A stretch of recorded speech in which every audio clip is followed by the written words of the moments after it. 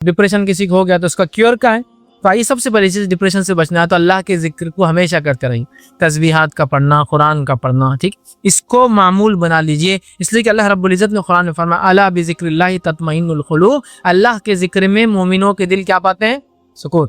Depression stress की वजह से आता है, वो जो है थकान की वजह से भी हो सकता है। तो अब जाहिर सी बात है इंसान को सुकून चाहिए। सुकून कहाँ है? दुनिया में नहीं आता, टीवी के सामने नहीं, मैगजीन्स में नहीं है, नॉवेल्स में नहीं है, सहेलियों के साथ बैठने में नहीं है, चैट में नहीं है, व्हाट्सएप में नहीं है, फेसबुक में नहीं है। सुकून कहाँ है? अला बिज़िक्रिल्लाहि तत्मइन्नुल कुलूब, कुरान के अंदर जो है सुकून है। ये पहला काम करे। दूसरा, मायूस मत हो। ये कभी सिचुएशन चाहे कितने ही वर्स्ट हो, वर्स्ट से वर्स्ट हो, खुश मिजाज, समझ रहा, वर्स्ट से वर्स्ट हो, खुश मिजाज, पॉजिटिव एटीट्यूड जिसको बोलूंगा आप जाने। मायूस मत होइए। मायूस नहीं होने के लिए पॉजिटिव एटीट्यूड। लोग आपको मोटे है बोल के देख रहे हैं, आप उसको पॉजिटिव लीजिए। बुराई में नहीं कि लोग मुझे देख रहे हैं, लोग तो चाहते हैं कि देखिए उनकी तरफ, लोग तो वैसे ही देख रहे हैं लोग मेरे। तो पॉजिटिव अच्छी जिंदगी जिएंगे आप, समझ रहे हो? पॉजिटिव एटीट्यूड, समझ रहे, इसको लाइए और बहुत सारे फायदे होंगे। अल्लाह रब्बुल इज्जत ने मायूस ना होने के ताल्लुक से जो है सूरह नंबर जो है 39 सूरह ज़ुमर आयत 53 में कहा ला तक़नतु मिन रहमतिल्लाह, कि अल्लाह की रहमत से कभी मायूस नहीं होना है। समझ रहे आप कि आप सल्लल्लाहु अलैहि वसल्लम अबू बकर को देखिए, आप एक गार में हैं, दुश्मन सामने, फिर भी मायूस नहीं है। इसी तरह हसद से बचिए। आप हसद से नहीं बचेंगे तो डिप्रेशन से नहीं बच सकते। आपको लोगों को अल्लाह ने दिया, अल्लाह का शुक्र, अल्लाह ने उनको दिया, वो अच्छे रहे, बस। आप भी मुतमईन, मुझे जो दिया मुतमईन हो, वो जो है ये भी टॉन के उसमें ना हो, अल्लाह ने जो दिया उनको उड़ा रहे, हमको जो, हम भी बहुत अच्छे, वैसा नहीं, एकदम अल्लाह के, अल्लाह ने माशाल्लाह दिया, वो अच्छे रहे, अल्लाह ने हमको नहीं दिया, हम भी खुश है, लेकिन अल्हम्दुलिल्लाह जो भी है खुश। और ये कब होगा आपको? जब अपने से नीचे को देखेंगे तो आप सुकून में आ जाएंगे, अपने से ऊपर को देखेंगे तो आप परेशान हो। इसी तरह जो है, जो वो अल्लाह की तरफ से था और वो होना ही था, जो हुआ अल्लाह के तो होना ही था, हम कुछ नहीं कर सकते। या अल्लाह अब इसका बदला दे हमें, अच्छा हुआ तो अच्छा और बुरा हुआ तो उसका जो है उसका भी हमें, समझ रहे आप? जो हुआ अल्लाह के तो ये सोच ले तो इंशाल्लाह डिप्रेस नहीं होगा आदमी। इसी तरह जो है तकदीर पर ईमान मजबूत कीजिए अपना, कि तो उसके अलावा कुछ हो ही नहीं सकता, अल्लाह जब तक ना चाहे। तकदीर में है बोलकर ही हुआ, इसको समझिए। तकदीर में था हम खूबसूरत हो दुनिया के एतबार से, अल्लाह के पास नहीं। तकदीर में था दुनिया में हम मालदार हो, अल्लाह के तरफ से मालदार था। तकदीर में था हम गरीब हो, अल्हम्दुलिल्लाह, कोई मसला नहीं, हम ऐसी जिंदगी गुजारेंगे, ठीक। इसमें हम कारनामा अंजाम देंगे, इसलिए कि जिसको जैसा टेस्ट और पेपर आएगा उसका पेपर चेकिंग भी उसी एतबार से होने वाली, ठीक। इसी तरह जो है सब्र करे, शुक्र करे, अल्लाह पर तवक्कुल का जो है मिजाज बनाए। सब्र और शुक्र, ये सब्र करे मुसीबतों पर, शुक्र करे जो कुछ है, और तवक्कुल करे। और ये सब्र और शुक्र कब आएंगे मालूम? जो अपने से नीचों को देखेंगे आप, कि अल्लाह ने मुझे, वहाँ पर जब 2 व्हीलर है, 4 व्हीलर में आ रहे हैं, तो मेरे और भी कई सहेलियाँ जो रिक्शे से आई बेचारी, और कुछ तो ऐसे है जो पैदल आए, उतना ही पैसे तक रिक्शा, अल्हम्दुलिल्लाह 2 व्हीलर है। कार वाला बोले अल्हम्दुलिल्लाह, अल्लाह ताला ने हमको दिया, वरना देखो कुछ लोग कैसे है। अल्लाह का कितना शुक्र है कि हमको अल्लाह ने इतनी सारी निमतें दी। हर चीज़ पे शुक्र अदा कीजिए, जिसको है, जिसके पास नहीं है, दोनों भी। इसी तरह असल नमाज की पाबंदी, कुरान की पाबंदी और लंबे सजदों की पाबंदी, जो शैतान की तरफ से होते हैं, याद रखिए। बहुत सी बार ये जो डिप्रेशन के अटैक्स होते हैं, लंबे सुजूद करने से क्या होता है, आदमी के डिप्रेशन हल होते हैं, अल्लाह के सामने गिड़गिड़ाता है तो उससे फायदा होता है। इसी तरह राइट काइंड ऑफ फूड, मतलब खाने की अच्छी आदत डालिए, हेल्दी फूड खाइए, इससे भी डिप्रेशन रिलीज होता है, ये भी solution. Right kind of exercise भी किया कीजिए, इसलिए कि इससे फायदा, वरना बहुत सारी बार मुस्लिम औरतें एक्सरसाइज नहीं करती और उसको बहुत बुरा समझ, एक्सरसाइज की भी आदत डाली, ठीक है। इसी तरह जो है फिल्म और ड्रामे से परहेज कीजिए, इसलिए कि डिप्रेशन की अलामत है, या अगर नहीं है आपको डिप्रेशन तो डिप्रेशन ला देते हैं, क्योंकि उसमें देख के इंसान नाशुक्र हो जाता है, ठीक है। इसी तरह अपने से नीचे लोगों को देखिए तो इंशाल्लाह आप शुक्र करेंगे, इलाज की शक्ल है। और हमेशा याद रखिए कि हंसते रहिए, कीप स्माइलिंग, इसलिए कि ये एक सुन्नत है। तो हंसने से आपको क्या होगा? उतना मत हंसी कि आपका दिल ही खराब हो जाए, यार हंसते रहे दिन भर की, लोग बड़े पागल बच्ची आ गई, ठीक, लेकिन हंसते रहिए। लेकिन अब हंसना बड़ा मुसीबत है आज के दौर में, कि तो कोई हंसता नहीं है। आप किसी महल में जाके हंस रहे, इधर आओ, क्यों हंस रहे? इस मैंने गलत पहनी नहीं आंटी, क्यों हंस रहे थे मेरे को? हंसना नहीं आंटी, बोलेंगे क्या मसला है, किसी बोले अस्सलाम वालेकुम आंटी कैसे, इतना क्यों हंस रहे? हम इतने मुसीबत में बीमार और हंसते आ रहे तुम हमारे पास, चलो। जबकि हंसना चाहिए। हंसने से मुराद, आप सल्लल्लाहु अलैहि वसल्लम जब भी लोगों से मुलाकात करते, आप स्माइलिंग फेस से ही होते थे, हंसते हुए बात करते, इसलिए कि हो सकता है सामने वाला बहुत परेशान हाल हो सकता है आपकी एक हंसी की वजह से रिलैक्स हो जाए, होता है, रिलैक्स हो जाए। ये बहुत बड़ी नेमत है ना, कि इंसान जो, और आप खुद लोगों को हंसाया भी करते थे। आप बच्चों को जा जाकर हंसाते रेगुलर, डेली। आप बड़ों को भी हंसाया करते थे। आप माहौल को देखकर सहाबा के अंदर कुछ लोग ऐसी बात करते, लोग उससे हंसे, खुश हो, एक अच्छा माहौल बने। हंसिए, स्माइलिंग कीजिए हमेशा, इसलिए कि सुन्नत है। लेकिन इतना कम हंसते हैं हम कि आप जब हंसते हैं तो मुसीबत में आ जाते हैं। किसी हंसते मिले तो बोलती क्यों हंस रहे हैं, हमें को बुराई दिख रही क्या? दूसरे को उन्हें हंस रही, उनकी बच्ची तो कितनी होशियार हो गई, कल क्या हम पे हंस रहे?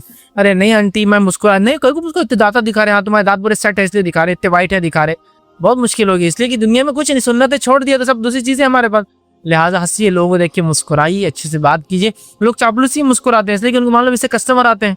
बहुत सारे लोग कस्टमर केयर, आप एयर ट्रैवल कीजिए, हंसते रहता कभी, यस सर, वेलकम सर, अब हंसते रहेंगे। लेकिन आपको अच्छा लगता ना को, हाँ यस सर वेलकम सर, हम कैसे बुरी सूरत के लोग खड़े थे, कैसे वेलकम कर रही है, एयरक्राफ्ट इंडस्ट्री में है या क्या ये खसाब का खड़े हुए ऐसा वेलकम कर रहे, लेकिन वो खामखा वेलकम सर, कितने अच्छे लोग थे, कैसा वेलकम। अपनी जिंदगी में ये लागू नहीं करते हम, किससे मरे, अम्मी अब्बा सबसे वही है, वो आ गए क्या मुंह पूरा एकदम बना हुआ एकदम घटिया एकदम, जिसको बोलते हैं ना बुरा मुंह बना के बैठे रहते, हंसी है लोगों से, अस्सलाम वालेकुम कैसे आप, क्या बहुत अच्छा, हम हो सकता है आपकी हंसी से उसके कुछ गम हल्के हो जाए और आप भी अपने आप को फ्रेश रख पाएंगे ना हमेशा। तो बहरहाल हंसते रहिए, इसलिए कि एक सुन्नत है, इससे बहुत सारे फायदे हैं। भाई ने सवाल किया कि कुरान में तो नहीं है लेकिन हदीस में ये आता है कि अल्लाह रब्बुल इज़्ज़त ने जो है 1,24,000 के करीब जो है भेजे। ये हसन दर्जे की रिवायतें हैं कुछ। आपने फरमाया कि 1,24,000 से ज़्यादा अम्बिया दुनिया में आए, जिसमें से 315 रसूल गुजरे, कि इसी रिवायत के अंदर 316 317 की भी अल्फाज है। इनमें इतने रसूल थे। नबी और रसूल में क्या फ़र्क होता है? नबी जो है एक जनरल कैटेगरी है जिनको अल्लाह ताला वही देता है, अम्बिया जिनको कहते हैं। उनमें से वो लोग जिनको अलग शरीयत दी गई उनको रसूल बोलते हैं। जैसे नबी अकरम सल्लल्लाहु अलैहि वसल्लम नबी भी है और साथ में रसूल भी है, तो इसको हम ऐसा कह सकते हैं कि हर रसूल नबी होता है लेकिन हर नबी रसूल नहीं होता है, क्योंकि नबी को इजाफी चीज़ें मिलती है शरीयत में जो पिछले को नहीं मिली थी, तो ये रसूल बन जाता है फिर, ठीक है, रसूल बन गए। तो हर जो है ईसा अलैहिस्सलाम नबी और रसूल दोनों हैं, इसलिए कि नबी तो थे ही और उनको शरीयत मिली, किताब मिली नहीं, तो हो गए रसूल। नबी अकरम सल्लल्लाहु अलैहि वसल्लम नबी तो है ही, ये बुनियादी आपका वो है नबूवत, लेकिन साथ में आपको किताब मिली जो पिछले किताबों से हट कर है, तो आपको नई शरीयत मिली, मतलब आप हो गए रसूल हो गए। इसी तरह जो है नूह अलैहिस्सलाम थे, इसी तरह इब्राहिम अलैहिस्सलाम है, इसी तरह जो है मूसा अलैहिस्सलाम है, ये सब रसूल भी थे और नबी भी थे, याद रखिए, ठीक है। तो 1,24,000 आए जिसमें से 315 रसूल गुजरे। तो ये भाई का कहना है हो सकता है बहुत सारे लोग जो दूसरे मज़ाहिब में जिनको माना जाता वो भी कभी नबी या रसूल रहे होंगे, उस वजह से ये है। लेकिन चूंकि अब लोगों को पता नहीं है तो लोग धन दौलत माल और मुल्क वतन की इबादत कर रहे हैं, क्योंकि उनको पता नहीं है। तो अब ये ज़माने में कौन उनको इस्लाम का पैगाम पहुँचाएगा? तो देखिए इस बात को हम समझ लें कि नबी अकरम सल्लल्लाहु अलैहि वसल्लम आखिरी नबी है जो दुनिया में भेजे गए इधर के, ठीक है। और आखिरी नबी की जब हम बात करें तो रसूल तो हो ही नहीं सकता कोई, चूँकि रसूल नबी के बाद होता है। तो नबूवत ही खत्म हो गई तो रिसालत भी खत्म हो गई, उसके साथ साथ बात बिल्कुल तय हो गई। तो भाई का सवाल था आप कौन है जो लोगों को इस्लाम का पैगाम पहुँचाएंगा? तो याद रखिए अल्लाह रब्बुल इज़्ज़त ने नबी अकरम सल्लल्लाहु अलैहि वसल्लम को आखिरी नबी बना के भेजा।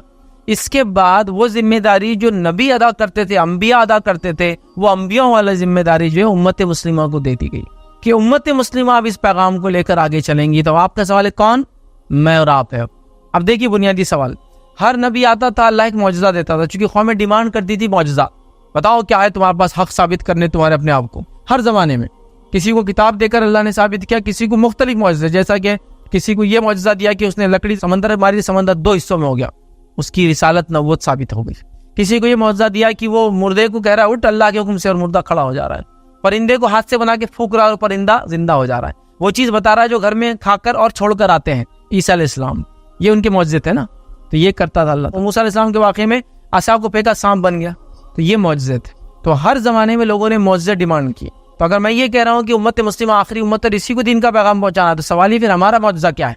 हम कैसे उम्मतों को साबित करेंगे कि हम हक पैगाम लेकर आए ना? बेसिकली उम्मतों ने आज देखिए हर उम्मत ने पूछा तुम्हारे पास क्या है खुद साबित करने, तो अलग अलग नबियों को अलग अलग चीज़ें दी गई। हमारे पास क्या है? अगर हम अब आखिरी उम्मत है, अब कोई नबी नहीं आने वाला, तो हम कैसे पैगाम को पहुँचाएंगे? हमारे पास क्या स्पेशलिटी या सुपर स्पेशलिटी है?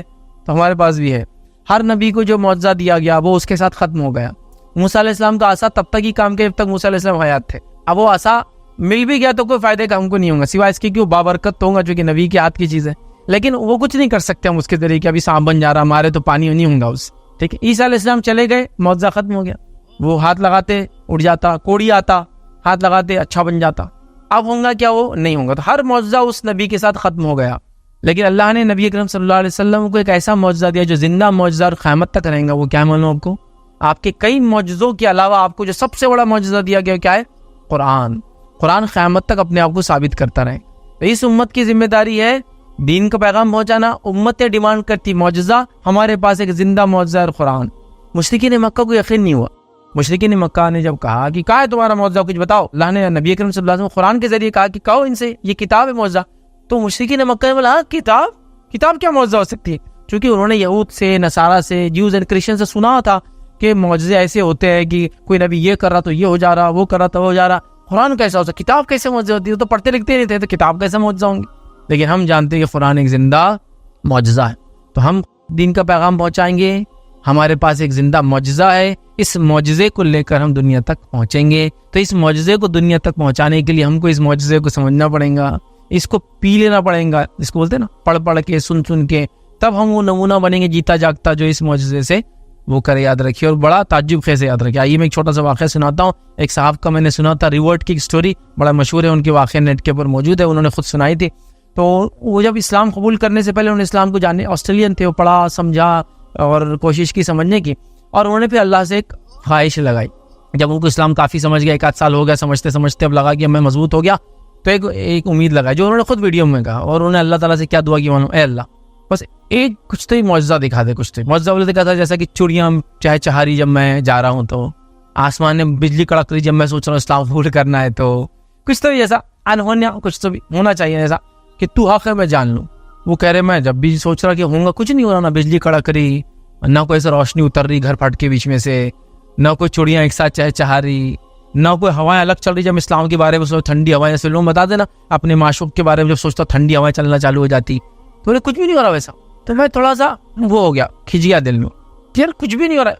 और वो बोलने लगे मैं ऐसा था कि बिल्कुल ऐसा पहाड़ की क्लिफ पे खड़ा और सोच रहा था कि बस एक निशानी दिखा दे तो मैं तेरे दिन में आ जाऊंगा, नहीं तो जा रहा मैं वापस। कई दिन हो गए नहीं हुई, तो फिर क्या करे, एक दिन वो कहते हैं कि मैंने कुरान खोला, ये सोच में था कबूल नहीं करूंगा जब तक निशानी नहीं दिखती।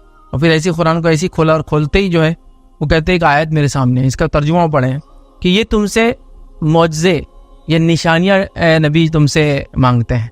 क्या हमने इनके अतराफ पहले से इतनी सारी निशानियाँ नहीं फैला दी कि ज़मीन को नहीं देखते, आसमान को नहीं देखते, सितारों को नहीं देखते? मतलब वो निशानी डिमांड कर रहे थे ना, मुशरिकीन मक्का ने डिमांड की थी। तो जब उन्होंने वो आयत खोली कि इसमें लिखा है नबी आपसे एक निशानी मांगते हैं, जबकि हमने इनके कायनात में, इनके जिस्मों में निशानी अपनी डाल दी, तो उन्होंने कहा कि वाकई में यार मैं एक निशानी मांग रहा हूँ, जबकि मेरा जिस्म जो चल रहा है ये खुद एक निशानी है, खून की रवानी जिसमें निशानी है। मैं देखता हूँ जो आंखें ये अल्लाह की निशानी, जो कायनात फैली अल्लाह की निशानी, सूरज चांद का निकल अल्लाह की, फिर एक निशानी डिमांड कर रहा हूँ एक्स्ट्रा। तो कहा मैं अपनी गलती को समझ गया, जबकि मैं भी वही हरकत कर रहा हूँ जो मुशरिकीन ने की थी कि एक कोई निशानी मुझे चाहिए, जबकि अल्लाह ने ऑलरेडी निशानियाँ फैला दी। कहा बस वो आयत बड़ी, इस्लाम कबूल कर लिया। देखो ऑलरेडी निशानियाँ फैली हुई है। तो कुरान एक मौजज़ा है, जीता जागता मौजज़ा है, बस उससे हमको कोशिश करना है। एक और दूसरा वाक़या सुनाता हूँ कैसे लोगों ने इसे हिदायत हासिल की, और ये जीता जागता मौजज़ा है, नमूना है हमारे लिए। याद रखें एक शख्स थे जिनका नाम जो है जाद उल्लाह, उनका नाम था जैड, जीव थे, मजहबन यहूद थे। जैड उल्लाह बाद में नाम रख लिया अपना, जाद उल्लाह, ठीक है। अल कुरानी नेट पे मिलेंगे, इनका विकी वगैरह पे भी इनकी सीरत लिखी हुई है। जाद उल्लाह अल कुरानी नाम रख लिया था अपना। बहरहाल यहूद थे तो जैड तो नाम था, या अल कुरानी वगैरह उन्होंने बाद में लगा दिया था, क्योंकि कुरान से मुतासिर होकर इस्लाम कबूल किया था। सरनेम वगैरह मुझे नहीं पता उनका क्या था। तो ये कहते हैं कि मैं छोटा बच्चा था और फ्रांस में रहता था। मेरे घर के पास एक तुर्क के इंसान थे, बूढ़े शख्स थे, बुजुर्ग, उनकी दुकान थी, किराना की दुकान थी। मैं और रोज़ जाया करता था और सामान खरीदता और एक चॉकलेट भी चुरा लेता साथ में, जेब में डाल लेता, और वो उन्होंने देख लिया था, कभी मुझे रोका नहीं। एक दिन मैं आया, सामान खरीद के जब रखा तो मुझसे सवाल करने लगे आज चॉकलेट नहीं चुराएंगे। तो मैं एकदम वो हो गया, मतलब इनको मालूम था कि मैं रोज़ चॉकलेट चुरा रहा था, रख रहा था। तो अब मुझे लगा ये मेरे को मार के हका लेंगे, गालियाँ देंगे, मेरे माँ बाप को कंप्लेन करेंगे, लेकिन उन्होंने कुछ नहीं कहा और कहा कि मैं तुमको छोड़ दूंगा। जब मैंने पूछा कि मेरे को सज़ा तो नहीं देंगे आप, तो कहा मैं छोड़ दूंगा, बस वादा ये करो कि चॉकलेट नहीं चुराऊंगे। तो कहा मैंने वादा किया मैं चॉकलेट नहीं चुराऊंगा, और उन्होंने वो चॉकलेट भी दिया और रोज़ मुझे एक चॉकलेट दे दिया करते थे कि लेके जाओ ये, चुराओ मत। तो मैं ऐसा करता रहा, छोटे थे बताते हो। फिर मैं बड़ा हो गया, ये आदमी ने कोई इस्लाम की दावत नहीं दी उनको, बस ये कुरान पे अमल करने वाले इंसान थे, बस इतना ही था, कुछ दावत नहीं थी। फिर कहते मैं जवान हो गया। जब जवान हो गया तो मेरा एक मसला आ गया ज़िंदगी में, परेशान हुआ। मैं इनके पास आया, इनको इब्राहिम कुछ नाम था उनका। आगे कहा कि इब्राहिम मुझे ये प्रॉब्लम आ रही है, कुछ इसका हल है क्या? तो उन्होंने किताब निकाली, अपने पास रखी हुई थी, और कहा ये किताब के 2 सफ़े पढ़ लो, तुम्हारे मसले का हल है इसमें। तो मैंने निकाला वो किताब, 2 सफ़े पढ़ा, मेरे मसले का हल निकल गया। फिर मैं चला गया अपने घर, मसले का हल होगा। फिर कुछ दिन बाद मसला आया, फिर मैं आया उनके पास और कहा कि वो फिर मसला आ गया। तो फिर उन्होंने कहा ये किताब लो, कोई भी सफ़ा खोलो, 2 सफ़े पढ़ो, मसले का हल निकल जाएगा। फिर मैंने खोला, 2 सफ़े पढ़ा, मेरे मसले का हल निकल गया। मैं बड़ा मुतासिर हुआ इसके ताल्लुक से, यार क्या किताब है, जब भी आता 2 सफ़े से पढ़ना पड़ता, ज़्यादा नहीं, मेरे मसले का हल निकल जाता। फिर वो वापस चले गए। उसके बाद फिर उनको ज़िंदगी मसला है, फिर आए, फिर कहा 2 सफ़े पढ़ लो इसके, उठाए किताब, 2 सफ़े पढ़े, मसले का हल निकल गए, चले गए। उसके बाद इब्राहिम साहब का जो है बीमार, एक बार आए वो कुछ मसला लेके, वो लड़का जैड जिनका नाम था, आए तो बोले वो तो बीमार हो गए इब्राहिम साहब हॉस्पिटल में। हॉस्पिटल गए तो पता चला बहुत सीवियर बीमार है, कैंसर वगैरह हो गया, और फिर हॉस्पिटल से वापस नहीं है, उनका इंतकाल हो गया, ठीक है, उनकी मौत हो गई। जब वो बच्चा वापस एक बार किराने की दुकान आया, वो जहाँ आता था कि भाई मेरा मसला फिर से आ गया और अब तो शेख बाकी नहीं है, क्या करूँ। तो उनके बच्चों ने कहा कि शेख ने वो किताब जो तुमको देते थे ना, 2 सफ़े पढ़ो, वो छोड़ के गए तुम्हारे लिए। अब वो कहे कि तुम गिफ्ट तुम्हारे लिए लेके चल जाओ किताब। तो बड़े खुश हो गए, यार अब किताब मेरे को मिल गई। पहले तो मैं आता था, पूछता था, 2 सफ़े पढ़ता था, मसले का हल, अब तो किताब ही मिल गई, जादुई किताब ही ना, मेरे मसलों का हल निकल जा रहा। फिर मैं किताब ले गया। जब भी मैं वो किताब को खोलता, 2 पेज पढ़ता, मेरे मसलों का हल निकल जाता, सिर्फ 2 पेज पढ़ता और मेरे मसलों का हल निकल जाता है।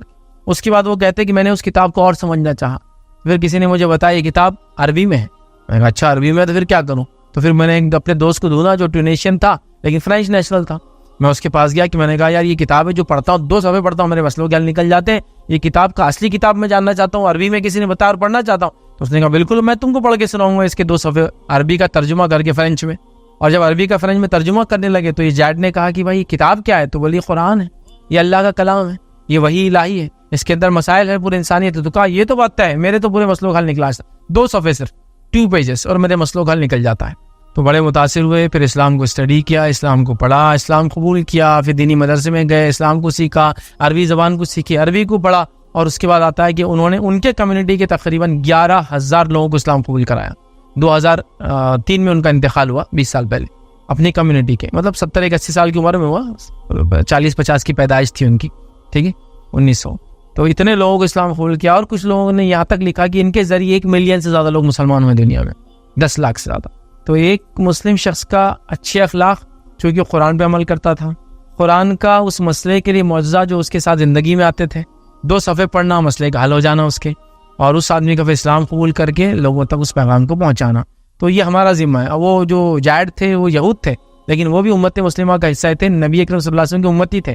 हर इंसान जो अल्लाह के रसूल सल्लल्लाहु अलैहि वसल्लम के नबी बनने के बाद दुनिया में आया है वो आपका उम्मती है, चाहे वो उसको आप सल्लल्लाहु अलैहि वसल्लम को मानता हो या ना मानता हो, वो उनका उम्मती है।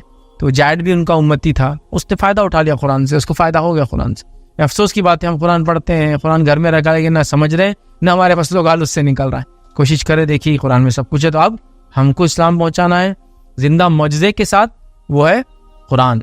इब्राहिम जो वो थे, जो तुर्की जो शख्स थे, उन्होंने तो खाली अखलाक को अपनाया, कुछ भी नहीं किया, उसको इस्लाम की दावत ही नहीं दी कभी। उनके अखलाक से मुतासिर हुआ कि चुराता था, फिर मुझे सज़ा नहीं दी, उल्टा मेरे मसलों का हल निकाल दिया किताब पढ़ा कर। फिर वो मुतासिर हुए, कुरान पढ़ा। देखिए ना, चले गए दुनिया से, लेकिन एक मोमिन को चाहिए हर तरीके से वो लोगों को इम्पैक्ट डाले, अपनी मौजूदगी का एहसास दिलाए। मैं हूँ और मैं मुसलमान हूँ, इस किताब को मानने वाला हूँ, इस नबी को मानने वाला बोल के मैं ऐसा हूँ। चाहे मैं खुल के दावत दूँ, चाहे मैं अमल से दावत दूँ। मैंने अपने अमल से दावत दी उस शख्स को, शायद उनको लगा यही बेहतर है उस यहूदी को दावत देना, एक फ्रेंच यहूदी को डायरेक्ट खुलकर देना, हो सकता फितने का बायस बन जाए। अपने अखलाक से दावत दी और उसको मुतासिर किया, और जितने लोग उसके हाथ पे इस्लाम कबूल की, जाहिर सी बात है इब्राहिम को भी अजर मिलेगा, जिनके नतीजे में ये आदमी इस्लाम कबूल की। कितनी बड़ी बात है बहरहाल। तो अब कुरान के ज़रिए हमको इस्लाम का पैगाम लोगों तक पहुँचाना है।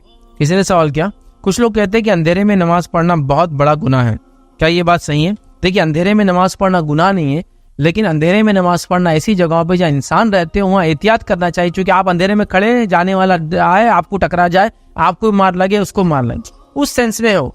खाना खाते वक्त बात मत करो, लोग बोलते हैं क्यों, हराम है क्या? नहीं, लेकिन खाना खाते वक्त बात करने के चक्कर में लुकमे का कोई हिस्सा गले में चल जाए, सांस की नाली में चल जाए, ठसका लग सकता है, प्रॉब्लम हो सकती है। इस वजह से अब लोगों ने इतना पकड़ लिया, वो खाते वक्त बात नहीं करना, कि सलाम भी नहीं करते ना सलाम का जवाब देते। कोई सलाम भी करना, बोले खाते वक्त सलाम भी नहीं करना, सलाम का जवाब भी नहीं देना।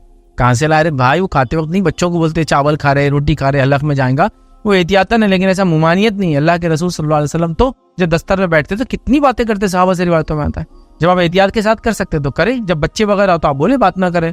तो बहरहाल वो उस सेंस में, तो अंधेरे में नमाज नहीं पढ़ना वो उस सेंस में कि आप अंधेरे में खड़े होंगे और उसकी वजह से कोई आने जाने वाले को लग जाए, या रास्ते में खड़े होंगे ना दिखे, कभी अंधेरे में आप खड़े अचानक कोई देख के डर जाते हैं लोग, वो उस सेंस में। लेकिन अंधेरे में नमाज पढ़ना कोई गुनाह का बाइस नहीं। इसी तरह लोग ये भी कहते हैं कि कोई आदमी नमाज पढ़े, ये इसके पीछे का अकीदा है, वो आखिर सुनाता हूं आपको मैं। अकीदा क्या है कि लोगों में एक आम बात है कि अगर किसी को अपने गुनाह उतारना है तो क्या करे मालूम, किसी के पैरों के सामने खड़े के नमाज पढ़ लेना, बोले पूरे गुनाह उतर जाते अपने और उसको चल जाते। तो एक मरतबा मैंने वाकया लाइव देखा, हुआ ये कि क़िबला इधर था, एक खातून सो रही थी, दूसरे खातून ने एक सुतरा रखा, सुतरा आता ना नमाज के, और खड़ी हो गई, और जब वो खातून उठी और जो चिल्ला के भाग रही पूरे घर के अंदर, आई माँ गई, मैं तो आई माँ बर्बाद हो गई, इसने तो मेरे को खत्म कर दी, मेरी आखिरत बर्बाद कर दिया। हम छोटे थे, बोले इसको क्या उसने कर दिया, और ऐसा नमाज पढ़ी थी तो हमने देखा, पूरे गुनाह मेरे को लपड़ गए। बोले उसके कैसा? तो बोले मेरे पैरों के सामने नमाज पढ़ ली। ये भी अकीदा मान लो, बदअकीदगी ये सब चीज़ें। तो नमाज अगर किसी के पैरों के सामने पढ़ ले तो उसके गुनाह सर पे आ जाते हैं, अंधेरे में नमाज पढ़ ले तो ये होता। जा नमाज के अलावा नमाज होती नहीं है ना, तो जा नमाज धुलने गई भी तो नमाजें पूरी छोड़ रहे कि तो जा नमाज धुलने गई ना, कुरान भी नहीं पढ़ रहे, नमाज भी नहीं, जा नमाज धुल रहे। और जा नमाज धुली तो फिर उसका पानी टॉयलेट की उसमें नहीं जाना, तो फिर उसको खड़ा करके दफना रहे। क्या क्या लोगों ने लाए। बहरहाल तो बहरहाल ऐसा कुछ भी नहीं है, अंधेरे में नमाज पढ़ने से कोई आपकी नमाज का लेना देना नहीं है, कोई गुनाह नहीं है, कोई गलत बात नहीं है, याद रखिए। किसी ने एक सवाल किया, लड़कियों के लिए कुरान पढ़ने सीखने के लिए कौन से मदरसे? देखिए लड़कियों के लिए कुरान सीखने और पढ़ने के लिए बहुत सारे मदरसे मौजूद है, बहुत सारे स्कूल्स मौजूद है, ऑनलाइन क्लासेस भी मौजूद है। मैं जहाँ तक जानता हूँ इंडिया की हद तक एक अच्छा ऑनलाइन कोर्स है, याद रखिए, जो कि फ़हम कुरान के नाम से चलता है, याद रखिए। फ़हम कुरान आकुला में एक इंस्टीट्यूट है, याद रखिए, वो लोग इस मिशन को चलाते हैं। तो बहुत अच्छा सिस्टम है जिसमें आपको कोई मदरसा नहीं होता, ऑनलाइन सारी चीज़ें। अगर आप में से कुछ लोग ख्वाहिशमंद हो तो मैं किसी चीज़ की उनकी गारंटी तो नहीं लेता हूँ, लेकिन जो कोर्स वगैरह चलाते हैं काफ़ी अच्छे से चला रहे, आप उनसे फ़ायदा उठा सकते हैं, याद रखिए। जिसमें और लड़कियों और औरतों के लिए कुरान वगैरह इंग्लिश और उर्दू हिंदी मीडियम सभी लोग शामिल हो सकते हैं। नोट्स हर लैंग्वेज में होते हैं उनके पास, आप उनसे इंशाअल्लाह अज़ीज़ फ़ायदा उठा सकते हैं। किसी ने सवाल किया, लड़कियों की दीनी तरबियत कैसे करें, दीनी इल्म कहाँ से सीखे? देखिए लड़कियों के लिए दीनी इल्म सीखने के लिए मदारस है, और मैंने एक नाम मदरसे का ले भी लिया जहाँ से आप सीख सकते हैं। इसके अलावा अगर आपको मदरसे जाने की या ऑनलाइन करने की भी सहूलत ना हो, तो अगर इंटरनेट वगैरह आपके पास हो तो आप ऑनलाइन लेक्चर्स वगैरह उलमा के सुने, और वहाँ से आप उलमा के है कोर्सेस है, और कई औरतों के भी कोर्सेज हैं जो डिज़ाइन किए गए खास औरतों के लिए कि उनको कुरान सीखने के, दिन को समझने के, शरीयत को समझने के, वहाँ से आप फ़ायदा उठा सकते हैं। फिर आगे वो लिखते हैं जिसकी वजह से उनमें तक़वा हिदायत वगैरह, तो बस आप दीनी इल्म हासिल करेंगे, इल्म हासिल करेंगे तो इल्म तक़वे की बुनियाद है, इल्म जिसको कहेंगे दीन पर टिके रहने की बुनियाद है। इल्म के वजह से इंसान हक़ को जानता है, इल्म कैसे हलाल समझता है, इल्म कैसे हराम, तो इल्म हासिल कीजिए, इंशाल्लाह बाकी सारी चीज़ें इंशाल्लाह आ जाएंगी। किसी ने सवाल किया, बच्चों को मोबाइल से कैसे बचाएं? लास्ट टाइम मैंने काफ़ी डिटेल में बच्चों को मोबाइल से कैसे बचाएं, लास्ट ही लेक्चर में हमने बहुत डिटेल में लिया था कैसे बचेंगे। आप उस लेक्चर की इंशाल्लाह अज़ीज़ अपलोड होगा तो उस पर आप देखें, क्योंकि 20-25 मिनट मैंने ये एक्सप्लेन किया था कैसे उनको बचाएं। आगे सवाल किया, मोबाइल के फ़ायदे भी हैं नुकसान भी है? जाहिर सी बात है, मेरा एक पूरा लेक्चर है इस पर, जदीद टेक्नोलॉजी के फ़ायदे और नुकसानात। आप देखिए 10 पॉइंट फ़ायदे के और 10 पॉइंट नुकसान के मैंने उसमें रखे थे, बल्कि रमज़ान कॉन्फ्रेंस में भी हमने उसके ताल्लुक से एक पूरा लेक्चर रखा था, फ़ायदे और नुकसान।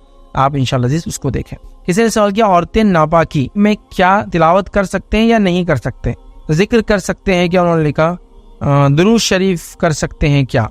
तो देखिए एक खातून जो है जब उसको मेंसेस हो, माहवारी हो, तो इसमें याद रखिए वो तिलावत कुरान जैसे कुरान को आम तौर से पढ़ते हैं तिलावत ना करे, ये बेहतर है। लेकिन वो तफसीर पढ़ सकती है, कुरान की आयतें जो आम किताबों में आती है जिसके अंदर ऐसा कुरान नहीं है, कुरान मिसाल के तौर पर कुरान की तफसीर है जो हर पारे की अलग अलग है, तो वो पारा पूरा पढ़ सकती है, हालांकि इसमें कुरान लिखा हुआ है, तिलावत की शक्ल में वो ना करे। बाकी कुरान को पढ़ने का जो मामला है, जैसे कि तफसीर पढ़ रहे हैं, तर्जुमा पढ़ रहे हैं, कोई दीनी किताब पढ़ रहे हैं वगैरह, बिल्कुल पढ़ सकती है, इसमें कोई मुमानियत और रोक टोक नहीं है, याद रखिए, कोई मसला नहीं इसके अंदर। चंद ही काम है जो वो उस हालत में नहीं कर सकती, रोज़ा नहीं रख सकती है, माफ़, नमाज नहीं पढ़ सकती है, माफ़, हाँ रोज़े की लेकिन ख़ज़ा है, नमाज की ख़ज़ा नहीं है। इसी तरह शौहर के साथ हम बिस्तरी नहीं कर सकती, बस इसके अलावा सब कुछ कर सकती है। शौहर के साथ सो सकती है, खा सकती है, पी सकती है, घर में रह सकती है, खाना बना सकती है। हम क्योंकि बहुत सारे लोग बहुत सारे अजीब अजीब अकीदे रखते हैं, इस्लाम वो सब चीज़ों को नहीं मानता है, तो लिहाजा याद रखिए आप तिलावत कर सकते हैं उस शक्ल में कि आप कुरान की तिलावत पूरा कुरान हाथ में लेके नहीं कर रहे हो, लेकिन कोई तफसीर की किताब पढ़ रहे हो या कोई किताब जिसमें कुरानी आयत आ रही, बिल्कुल वैसा तिलावत कर सकते हैं आप। मिसाल के तौर पर आप किताब पढ़े तकवा कैसे अख्तियार करें, आप उस हालत में पढ़ रहे हो, उसमें आयतें लिखी, बिल्कुल पढ़िए, कोई मसला, तिलावत करके पढ़िए, कोई मसला नहीं। लेकिन जैसा कुरान को मुकम्मल लेके तिलावत करने बैठते हैं ना, चलो जुमा आ गया आप सूरह कहफ पढ़ना है, वैसे मत पढ़िए आप। लेकिन आप बड़े सूरह कहफ की तफसीर पढ़ लेती हो इन दिनों के अंदर, कोई मसला नहीं, तफसीर एक अलग चीज़ है, तिलावत अलग है, तो पढ़ सकती है, दरूद भेज सकती है, जिक्र कर सकती है, अस्कार कर सकती है, सोते वक्त की दुआएं पढ़ सकती है, आयतल कुर्सी पढ़ सकती है, सूरह वाक़िया पढ़ सकती है ना, सूरह वाक़िया सोते वक्त पढ़ना चाहिए, ठीक है। तो कई चीज़ें याद, किसी चीज़ से मनाही नहीं है, उसको याद रखिए। हत्ता कि उसी हालत में मस्जिद वगैरह से गुजर भी सकती है। मशहूर रिवायत है नबी अकरम सल्लल्लाहु अलैहि वसल्लम की, मैं आयशा को आपने कहा कि मस्जिद में जाके आयशा फला चीज़ लाओ, मैं आयशा ने कहा अल्लाह के रसूल मैं तो हैज से हूँ, आयशा हूँ, कैसे जाऊँ मस्जिद? तो नबी अकरम सल्लल्लाहु अलैहि वसल्लम ने कहा कि आयशा हैज तुम्हारे हाथ में थोड़ी आता है, मैं जो काम बोल रहा हूँ हाथ से करना है तुमको। तो इससे उलमा लिखते हैं मस्जिद से गुजरने में भी कोई हर्ज नहीं है, ठीक है। तो बहरहाल बहुत सारी चीज़ें तो हमको समझने की ज़रूरत है। तो यहाँ औरत आपने जो पूछा तिलावत वैसी मत की जैसा तिलावत करते, लेकिन तफसीर पढ़ना, कोई किताब के बीच में आए तो कहने में कोई हर्ज नहीं है। इसके अलावा दरूद बिल्कुल आप भेजिए, सुबह शाम दरूद भेजिए वगैरह जो करते कीजिए। जुम्मा आ गए तो कसरत से दरूद भेजिए। इसके अलावा जो है उन्होंने कहा जिक्र, बिल्कुल सारे जिक्र, दुआएं, अस्कार, हिफाजत की दुआएं, आयतल कुर्सी सोते वक्त, सूरह वाक़िया और ये वो जो साबित है सारी, सूरह फलक, सूरह नास वगैरह सब पढ़िए, कोई इंशाल्लाह जिसमें हर्ज नहीं है। बस कुरान को जैसा तिलावत वजू वगैरह करके आम दिनों में बैठते ना लेकर पढ़ते, वो मत कीजिए। उसके अलावा सारी चीज़ें कीजिए और मुकम्मल कुरान को हाथ मत लगाइए। पार्ट ऑफ द कुरान, जैसा कि एक पारे की तफसीर, हाथ लगाने में कोई हर्ज नहीं है। जैसे कि कोई किताब जिसमें कुरानी आयत है, हाथ लगाने में कोई हर्ज नहीं है। जैसा कि आप अरबी पढ़ाती है, अरबी पढ़ने जाती है तो उसके पढ़ने पढ़ाने में हर्ज नहीं है। बस इतना एक कंप्लीट कुरान हो तो फिर आप क्या करें, अरबी पढ़ाए तो पेन से, स्केल से या कोई चीज़ से आप रखिए, उंगली ना रखे उसके ऊपर। होता है आप टीचर अरबी के, अब क्या करेंगे, क्या छुट्टी देंगे उनको? नहीं। तो आप स्केल रखेंगे या बच्चों को बोलेंगे पारे लेकर आओ, सबसे अच्छा सेफ हो जाते हैं आप उसके अंदर। तो आप उसको स्केल वगैरह से या ग्लव्स पहन ले हाथ में, फिर उससे आप डायरेक्शन दे, तो इंशाल्लाह कोई मसला नहीं आता।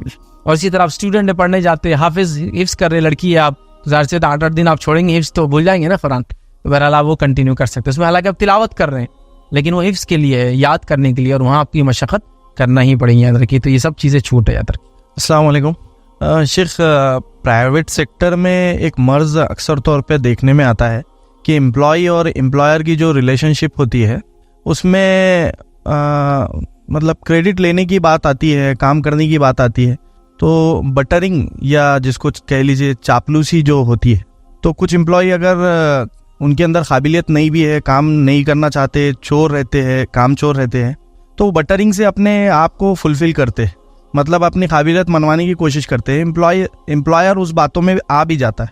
लेकिन एक जो काबिल है शख्स है, वो चाहे मुस्लिम इदारे हो या नॉन मुस्लिम इदारे हो, सभी तालीमी इदारे हो, कंपनीज हो, सभी में ये चीज़ देखने में आती है। तो कोई अगर चापलूसी करना नहीं चाहता लेकिन फिर भी उसको रिकॉग्निशन नहीं मिलता, उसको उसके काम को सराहा नहीं जाता, तो ऐसी कंडीशन में वो क्या करे? और इस्लाम में चापलूसी का क्या है, गुनाह है या क्या है? देखिए सवाल आया कि प्राइवेट सेक्टर के अंदर जनरली ये होता है कि इंसान जो है किसी जॉब में रहता है, फिर एम्प्लॉयर एम्प्लॉई, मतलब जिसने जॉब पे लगा, जिसके पास लगा, या हायरार्की होती, पोजीशंस होती है ऊपर नीचे।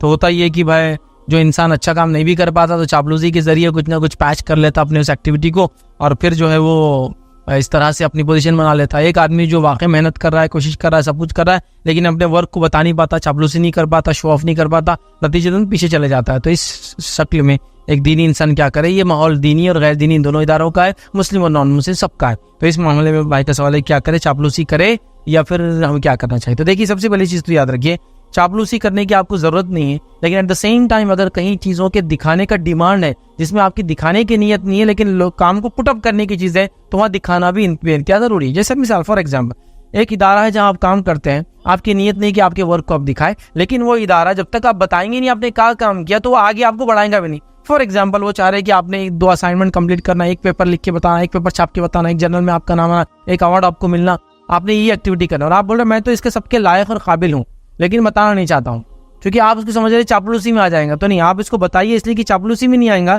ये आपके वर्क की डिमांड है और नीड है, तो आप बिल्कुल कीजिए कि 2 पेपर लिख दिए, एक जर्नल में छाप दीजिए, एक अवार्ड ले लीजिए, किताब लिख दीजिए, जो भी वो डिमांड करे। ये तो एलिजिबिलिटी क्राइटेरिया समझ लीजिए।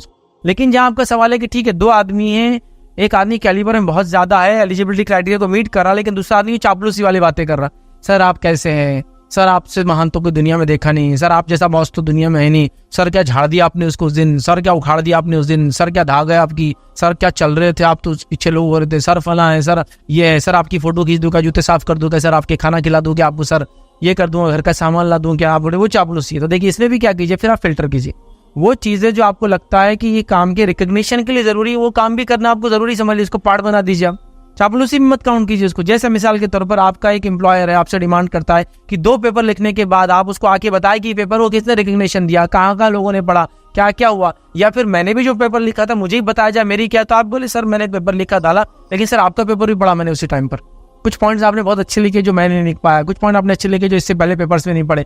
इसमें चापलूसी नहीं है, आपकी नीयत क्या है कि उसको वो चीज़ बताए कि जो फील्ड से रिलेटेड है ना।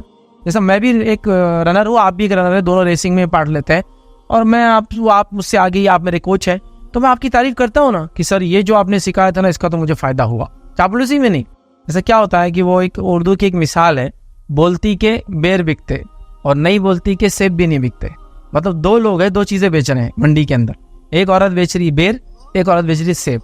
बेर और सेब देखने में एक जैसे लगते हैं, दोनों गोल है, दोनों के ऊपर एक छोटी सी डंडी रहती है ना। सेब खाया जाता बीमार होने के बाद, बेर खा के लोग बोलते बीमार होते हैं। मैं नहीं मानता हूँ कि बच्चे बीमार होते बेर खाने से, ठीक है।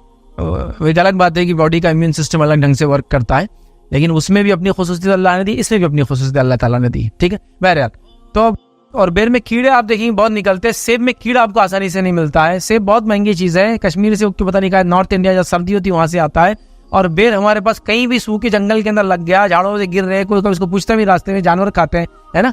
और सस्ता होता है, सेब देखिए 200-200 रुपये किलो चले जाता है। बेर सस्ता भी होता है, लेकिन क्या कर रहा है बेर बेचने वाला, बेर ले लो, खट्टे बेर ले लो, मीठे बेर ले लो, आओ ले लो, प्रोडक्ट ये है, 100 रुपये का बेर 50 रुपये किलो फलां बेच रहा है। और दूसरा सेब वाला सेब रख के खाली बैठा है। तो बोलती के बेर बिकते, नहीं बोलती के सेब भी नहीं बिकते, अच्छी चीज़ भी नहीं बिकती।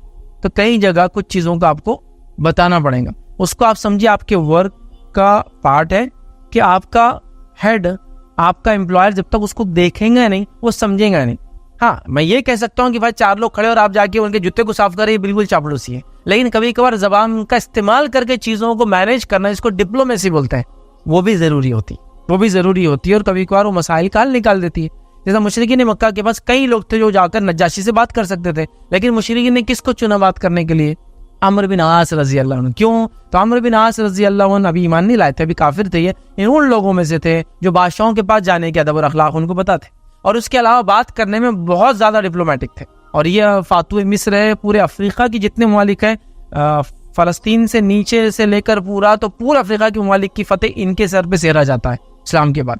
फातुए मिस्र मशहूर है, मिस्र की फतेह के बाद, मिस्र सबसे बड़ा मुल्क था, तो पूरा अरब मतलब पूरा अफ्रीका आपके मुसलमानों कंट्रोल में इन्हीं के ज़माने में आया था। तो बहुत डिप्लोमेटिक इंसान थे बात करने में, तो उनको कुरैश ने भेजा। तो जब आए वो नज्जाशी के पास तो क्या किया, आते ही नज्जाशी के साथ साथ सारे उनकी वज़राओं को तोहफे लाए, क्योंकि उनको पता तरीका क्या दिल तक पहुंचने के लिए कहाँ से पहुंचा जाता है, समझे लेना। तो लिहाजा मैं ये कहूँगा, होता है आप में बहुत स्किल है, बहुत कैलिबर है, लेकिन लोग उसको रिकग्नाइज कैसे करेंगे जब तक कि कुछ चीज़ें उनके सामने ना आए। तो ज़रूरत वाली चीज़ों को अच्छी नीयत के साथ बताने में आपको कोई हर्ज नहीं होना चाहिए। उसको आप चापलूसी में काउंट मत कीजिए कि जैसा वो सर क्या कर रहे, एक पेपर छाप दे रहे, एक बात लिख दे रहे, एक आर्टिकल लिख रहे, एक बच्चे की डिफिकल्टी सॉल्व कर रहे, और 50 जगह क्या सॉल्व किया सर मैंने, क्या सॉल्व किया सर मैंने, चल जा रहे थे छोड़ के, क्या सॉल्व वो कर रहे। आपने जेन्युइनली 4 बच्चों को ट्यूशन से जाने से रोका, 4 बच्चों को काम करने से रोका, 4 कस्टमर को रेडी कर लिया, 4 प्रोडक्ट को बिकवा दिया, तो आप भी बोले ना इस चीज़ को चापलूसी में क्यों काउंट करें? सर वो लेना नहीं था, मैंने जब ये बात रखा तो उसने ले लिया, क्या मसला है? आप किसी को नीचे दिखाने में मत कीजिए, आप अपने आप को अफजल बताने मत कीजिए, लेकिन आपने जो किया उसको बताने में कोई नहीं, क्योंकि वो झूठ में नहीं है ना। लेकिन कभी मुझे हर्ट होता है, कभी हमको फीलिंग आती है यार क्यों मैं ये कर रहा हूँ, अल्लाह के लिए मैंने तो किया था। लेकिन कुछ जगह वो कुछ चीज़ों को आपको बताना पड़ेगा कि ये चीज़ मैंने ट्यूशन के लिए इसके खैर के लिए, स्कूल के लिए इसके खैर के लिए, मदरसे के लिए इसके खैर के लिए, बिजनेस के लिए इसके खैर के लिए, कॉर्पोरेट के लिए उसके बेनिफिट के लिए, प्रोडक्ट के लिए उसके अच्छे प्रोडक्ट के लिए मैंने किया है। तो वहाँ आप शो भी कीजिए, फिर उसमें कोई मसला नहीं, मतलब ज़रूरी भी है। जैसा कि एक साहबी को एक अंदेशा हुआ जब उन्होंने सुना रिया के बारे में, दिखावा के बारे में, तो उनको लगा अच्छे कपड़े पहनना भी दिखावा है, अच्छे जूते पहनना दिखावा है। तो उन्होंने सवाल किया, अल्लाह के रसूल, एक आदमी का दिल करता है अच्छे कपड़े पहने, एक आदमी का दिल करता है अच्छे जूते पहने, तो क्या ये भी तकब्बुर है, रिया है, दिखावा है, किब्र है, बड़ाई है? तो क्या नहीं, तकब्बुर ये नहीं कि तुम अच्छे कपड़े पहनो, अच्छे जूते पहनो। तकब्बुर क्या मालूम आपको? तकब्बुर ये है कि तुम हक को झुटलाओ, मतलब इस्लाम का झुटलाओ, और तकब्बुर ये है कि तुम दूसरों को नीचा समझो अपने से। तो अगर मैंने अच्छे कपड़े पहने, अच्छे जूते पहने, और ये मैंने अपने लिए पहने, अपनी खुशी के लिए पहने, तो जायज़ है। मैंने अच्छे जूते और कपड़े पहने और ये कहा हाँ तेरे जूते और कपड़े मेरे से नीचे है, तू मेरे से नीचे है, मैं तेरे से अफजल है, तो ये तकब्बुर हुआ, अब ये रिया हुआ, अब ये दिखावा हुआ। अब तो उनको ऐसा डाउट हुआ था। एक और साहबी थे, उनको ऐसा लगा सादी का माना ये है कि इंसान फटे पुराने कपड़े पहने और एकदम मैले कुचले उसमें रहे, और वो उसी ड्रेस में नबी अकरम सल्लल्लाहु अलैहि वसल्लम के पास आए। अल्लाह के रसूल, मैं गरीब नहीं हूँ, बस माल दौलत सब कुछ है। तो कहते बस माल दौलत सब कुछ यहाँ, तो क्या ये हुलिया कैसा फिर तेरा, कपड़े मैले कुचेले, फटे हुए पहने हुए, बाल जमे हुए नहीं। तो आप फिर एक हदीस बड़ी मशहूर हदीस आपने फरमाया था, अल्लाह जब कोई नेमत देता है तो उसका असर जिस्म पे देखना पसंद करता है। तो उनको क्या लगा था, आजिज़ी ये है कि फटे पुराने कपड़े पहनो, बाल कभी मत जमाओ, खद्दर पहन के घूमो, खा सकते अच्छा फिर भी मत खाओ, जिस्म को दे सकते फिर भी तकलीफ में रहो। उनको लगा ये अल्लाह का शुक्र है। तो आपने फरमाया ये नहीं है, अल्लाह जब किसी को कुछ नेमत देता है तो उसका असर उसके जिस्म पे देखना पसंद करता है। तो लिहाजा फिर उन्होंने फिर बाल जमाना शुरू कर दिए, तेल लगाना शुरू, अच्छे कपड़े पहने। आप समझ रहे ना?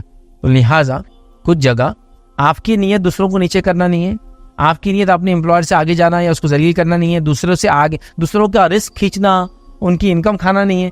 आप अपना शो मतलब जिसको कहेंगे आपका आउटपुट रखिए लोगों के सामने, उसमें बुराई नहीं है। क्योंकि एक मोमिनाना सिफत के हिसाब से हम क्या सोचते हैं यार ये गलत। जैसा एक मिसाल और देता हूँ समझने के लिए। अब जैसा हम एक NGO चला रहे IRC, होता क्या मालूम बहुत सी बात, जैसा कि IRC ने TB के मरीजों को खाने का इंतजाम किया 6 महीने तक। भाई इतने मरीजों को हमने अडॉप्ट किया था गवर्नमेंट स्कीम के अंदर।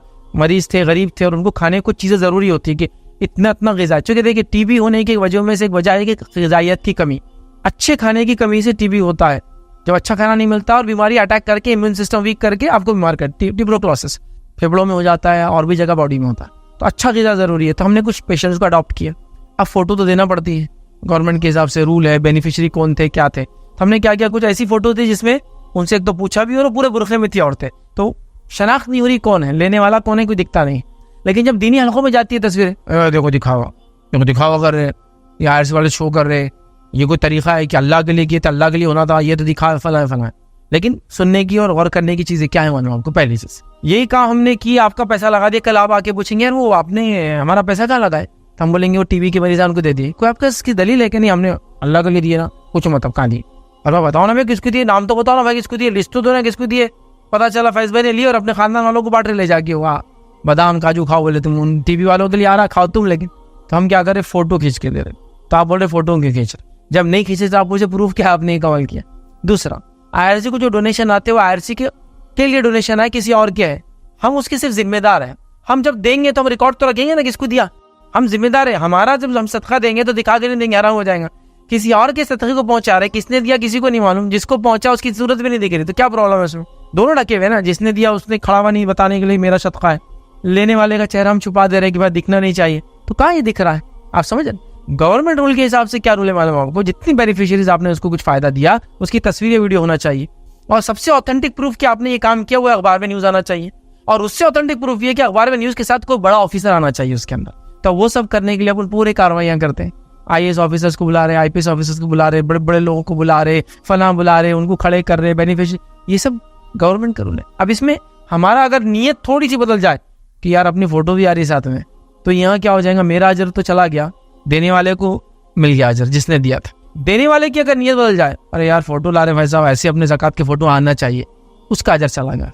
यहाँ हमारी नीयत है कि हम गवर्नमेंट के नॉर्म्स को पूरा करें, देने वाले की नीयत है कि अल्लाह के लिए हमने दिया, इसको तो हमको नाम ही नहीं चाहिए, तो यहाँ किसी को भी अल्लाह पकड़ नहीं करेंगे। तो कुछ जगह दिखाना। अच्छा, कुरान ने भी क्या कहा, तुम सदका दिखा कर भी दो या छुपा कर दो, अल्लाह ताला दोनों को जानता है, लेकिन छुपा कर देना ये बेहतर और अफजल है दिखा कर देने से। तो आप दिखा कर भी देंगे सदका तो भी जायज़ है, नीयत आपकी दिखावा नहीं है, सदका दिख रहा लेकिन देते हो, और छुपा कर भी देंगे तो जायज़ है। छुपा कर देना ज़्यादा अफजल है दिखा कर देने से, लेकिन दोनों में दिखा कर देने में ज़ाया नहीं हो। दिखाने से बोला तो दिखावा वाला दिखावा नहीं, वो सदका जो दिखता है। जैसा हदीस के अंदर अल्फाज आते हैं कि नबी अकरम सल्लल्लाहु अलैहि वसल्लम ने ऐलान किया और कहा कि कौन है जो ला कर देगा। एक आदमी उठाओ मजमे में से, चांदी थी उसके पास, उस जमाने का पैसा है चांदी, ला कर रख दिया, आप सबको निकल गया। साहबा को जोश आ गया, सबको सब भागने लगे, और इतनी चांदी इतनी आ गई, चांदी का ढेर जमा हो गया बाद में। अब बड़ा जब अल्लाह के रसूल ने यह हदीस में फरमाया था, जो कोई किसी अच्छे काम की शुरुआत करे तो जितने लोग उसके पीछे चलेंगे, शुरुआत करने वाले को सबका अजर मिलेगा और देने वाले को बाद में उसके अजर में से कमी नहीं होगी। किसने शुरू किया था पहले चांदी देना, दिखाकर सदका हुआ नहीं हुआ, वो सबको दिख गया ना। सदक़े की अफजल किस्म क्या थी, आकर कहना अल्लाह के रसूल को रात में घर आना, ये ले लीजिए मेरा सदका, ये अफजल था। लेकिन उन्होंने भी क्या किया, लोगों को मोटिवेट करने के लिए सामने रख दिया ले जाकर, और जब देखा लोगों ने कि अजनबी दे रहा और हम लोग क्या कर रहे, सब ने जो कुछ था लाके डालना शुरू कर दिया। तो यहाँ दिखाकर देने से भी क्या बोला अफजल ने, जो कोई ऐसे अमल की शुरुआत करे। तो हम यही सोचते कभी जब तस्वीर देते हैं तो कि अल्लाह ताला इसको जरिया बना दे, कई लोग मोटिवेट हो मुस्लिम्स, और आकर गरीबों की, TB वाले मरीजों की, झाड़ लगाने के काम में, बीमारों का इलाज करने में, पानी पिलाने में आगे बढ़े। बस ये इंटेंशन से हम कर रहे हैं। तो यह नीयत भी होती है। तो लिहाजा कुछ जगह प्राइवेट जॉब्स के अंदर आप वर्क को दिखाए इस नीयत से कि अल्लाह हलाल रोजी के लिए कर रहा हूँ, इसके बेटरमेंट के लिए कर रहा हूँ, अपने खैर के लिए कर रहा हूँ, हाँ सारी चीज़ें हैं। और ये डिमांड भी है वर्क का कि ये लोग इसके बगैर नहीं करते।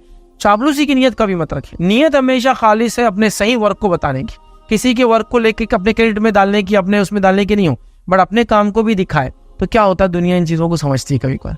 अब आप बोलेंगे मेरा तकवा है, मेरा सब है, वो उनका काम है मेरे पीछे स्पाई करते हुए देखना कि मैं कैसे एक्टिविटी कर रहा हूँ अच्छे से। शायद नामुमकिन हो। हाँ, जो लोग कैलिबर को पहुँच जाते हैं तो लोग उनके पीछे भागते हैं, वह बताओ हमको तुम्हारा काम।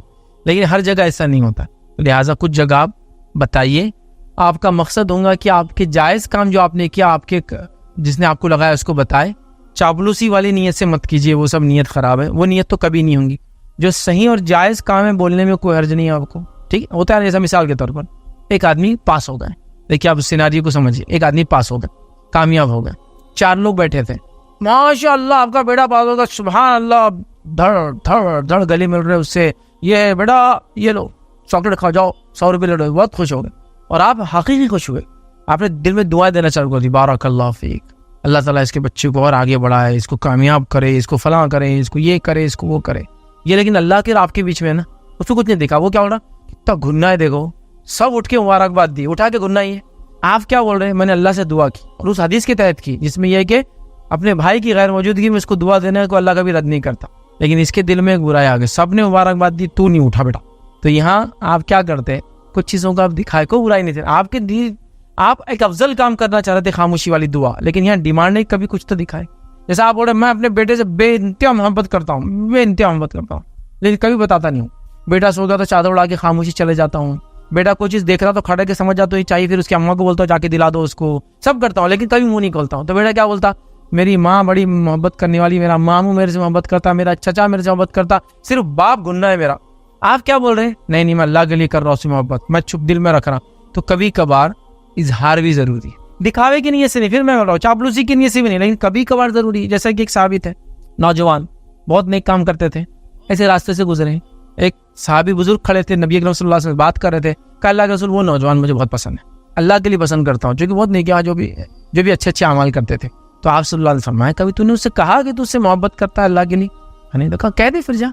वो बुजुर्ग साहबी गए दौड़े दौड़े और कहा है नौजवान मैं तुमसे अल्लाह के लिए मोहब्बत करता हूँ, जो भी उन्होंने अच्छाई देखी थी, लिबास की, तक़वे की, दीन की, नमाज की, रोजे की, तो मैं अल्लाह के लिए तुमसे मोहब्बत करता हूँ। तो नौजवान ने दुआ दी कि जा तू उससे वो मोहब्बत करे जिसके लिए तू मुझसे मोहब्बत करे, अल्लाह भी तुझसे मोहब्बत करे। तो यहाँ आपने इजहार की। तो कुछ जगह डिमांड है कि बताया जाए, चापलूसी की नीयत से नहीं। हाँ जैसा वो मोहब्बत तो कर ही रहे थे, सिर्फ बता नहीं रहे, तो आप काम कर ही रहे हैं, बताओ भी उसको, वो चापलूसी में नहीं आएगा। काम नहीं करके जो लोग कर रहे ना, जो धंधे, वो चापलूसी। जैसा महीना भर कुछ मत करो, तनख्वाह से 5 दिन पहले काम चालू कर दो। आप महीना भर काम कर रहे हैं, तनख्वाह से 5 दिन पहले आप छुट्टी लेना चाह रहे हैं, लेकिन आपको लग रहा है 5 दिन पहले छुट्टी ले लेना, ये चापलूस आगे भाग जाते हैं उस टाइम। तो आप कोशिश करो छुट्टी पहले ले लो, 5 दिन कम से कम। मतलब आप मेहनत कर रहे हैं, आप जेन्युइन पर्सन है, लेकिन जेन्युइन होने के साथ साथ आपको कहीं कुछ जगह बताना भी पड़ेंगे कि आप ख्याल रखते हैं चीज़ों का। तो यहाँ आप चापलूसी के बदले जो हक आपके दिल में उसका इजहार कीजिए, चापलूसी के बदले जो सही काम आप करें उसको पोर्ट्रे कीजिए, चापलूसी के दिखावे के बदले जो हक चीज़ है और जो बताना चाहिए उसको बताइए। तो मैं समझता हूँ बहुत सारी चीज़ों का इंशाल्लाह हल निकल सकता है। इसके बाद भी अगर ऊपर से नीचे तक पूरे लोग चापलूसी को ही आगे बढ़ावा देते हैं, तो फिर बहरहाल कोशिश करें कि धीरे धीरे करके वहाँ से निकल के कहीं और ज्वाइन कर ले, जहाँ चापलूसी तो नहीं लेकिन हक चीज़ों को बढ़ावा दिया जाता है। किसी ने एक सवाल किया, कोई जालिम दुश्मन है, जान से मारने पर तुला है, पैसे वाला भी है, पावरफुल है और मैं जुल्म बर्दाश्त नहीं कर सकती हूँ। तो YouTube पर एक वजीफ़ा आया है कि 7 दिन तक ये वजीफ़ा पढ़े और 3 काली मिर्चों पर आयत या जब्बारू का वजीफ़ा पढ़ सकते हैं। तो उन्होंने लिखा है क्या ऐसा करूं? तो देखिए जालिम दुश्मन है आपका, वो आपको मारने पर तुला है, तो आप अल्लाह ताला से जो है दुआ कीजिए और अपनी आजिज़ी का इज़हार कीजिए, अपने कमज़ोरी का इज़हार कीजिए और बताइए अल्लाह ताला तू ही सबसे ज़्यादा ताकतवर है और मुझ जैसे कमज़ोर की मदद कर, इंशाअल्लाह अज़ीज़ ये आपके लिए काफ़ी है। लेकिन या जब्बारू का वजीफ़ा 7 दिन तक करके काली मिर्चों में पढ़ना ये सुन्नत से साबित नहीं है, ये गलत होगा, ये मत कीजिए आप, ये मत कीजिए। आप अल्लाह से अपने अल्फाजों में दुआ कीजिए कि अल्लाह इस जालिम और जाबिर दुश्मन से मेरी हिफाजत कर जो मेरी जान के पीछे पड़ा है, ये इंशाअल्लाह अज़ीज़ काफ़ी। अपनी आजिज़ी का इज़हार कीजिए, गिड़गिड़ाइए और ख़ास तौर से तहज्जुद के वक्त दुआ कीजिए, फजर से पहले जो अपना सहर का आखिरी वक्त होता ना, इसमें नमाजें पढ़िए और दुआ कीजिए, इस वक्त की दुआ रद्द नहीं होती, ये कीजिए। लेकिन या जब्बारों का वजीफा 7 दिन करके मिर्चों पर पढ़ के फूकना ये साबित नहीं है और ये गलत होगा, बल्कि बिदत और गलत चीज़ होंगी। तो लिहाजा आप अपने अल्फाज में दुआ कीजिए और अल्लाह ताला के सामने गिड़गिड़ाइए। अल्लाह ताला इंशाअल्लाह अज़ीज़ इस जालिम दुश्मन की वजह से आपको एक मजबूत इंसान बना देगा। होता है ना, इंसान दुआ कर अल्लाह मुझे जो है तरक्की दे, तो अल्लाह ताला आपको मुसीबतें देता है, क्योंकि अल्लाह को पता है इसके बाद तरक्की की तरफ जाता है इंसान। दुनिया में बगैर मशक्क़त कुछ भी नहीं मिलता है, तो अल्लाह ताला मुसीबत दे के आपको तरक्की की तरफ, आपने मांगी तरक्की, अल्लाह ने दी मुसीबत, लेकिन अल्लाह को पता आप तुम तरक्की की तरफ जा रहे हो। तो लिहाजा ये जालिम दुश्मन हो सकता है आप कल के लिए आपको एक मजबूत इंसान बनाने का इंशाअल्लाह अज़ीज़ बहरहाल ज़रिया बनेगा। और डट कर लड़िए किसी मुसीबत से, पीछे मत हटिए, दुनिया में बहुत एक बड़े से बड़े जालिम गुजरे, याद रखिए। फिरौन जैसे जालिम थे, लेकिन मूसा अलैहिस्सलाम जैसे शख्स भी अल्लाह ताला ने भेजे हैं। तो जाहिर सी बात है मूसा अलैहिस्सलाम देखिए ना जालिम है, ना बादशाहत है उनके पास, ना जिस्मानी कोई एक्स्ट्रा ऑर्डिनरी ताकत है, ना सुपर हीरो है कोई, ना कोई लीडरशिप है। जब नबी बने थे जब तक कोई लीडरशिप भी नहीं थी। आपकी लीडरशिप का तो ये हाल था कि यहूदियों ने आखिर तक तंग किया। समंदर के पास आ गए, जब सामने समंदर दिखा और पीछे फिरौनी दिखे तो वहां तक उन्होंने कहा कि मूसा वहां अच्छे थे, हम ला के तुमने फंसा दी।